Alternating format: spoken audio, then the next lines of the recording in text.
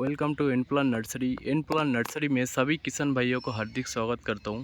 किसान भाइयों, ये जो वैरायटी आप देख रही है ये है मियाजाकी मैंगो प्लांट, जो कि इसका मार्केट में बहुत ही एक अच्छा वैल्यू है। आप देख सकते हैं इसका कलर काफ़ी शानदार कलर है। इसका जैसे कलर है इसका टेस्ट भी बहुत ही बढ़िया है, एकदम नंबर 1 क्वालिटी का। एकदम जो है इसका कलर है, देख सकते हैं।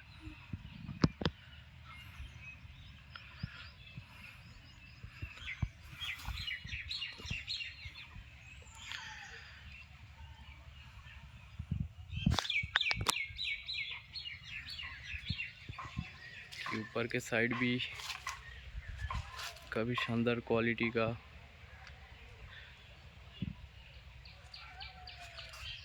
इसका साइज़ लगभग 150 से 200 ग्राम तक आता है।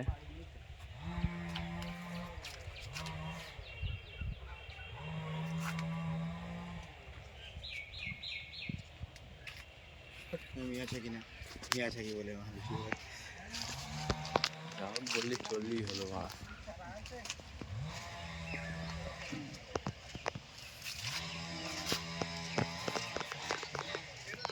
ছোটদা।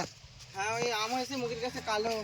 ছোটদা পোস্টারে কোথায় আছে? এটা কি আম জিজ্ঞেস আরে করো? ইয়ে প্যাকেট খোলা আছে অনেকটা, এখানে কি আম এইগুলো?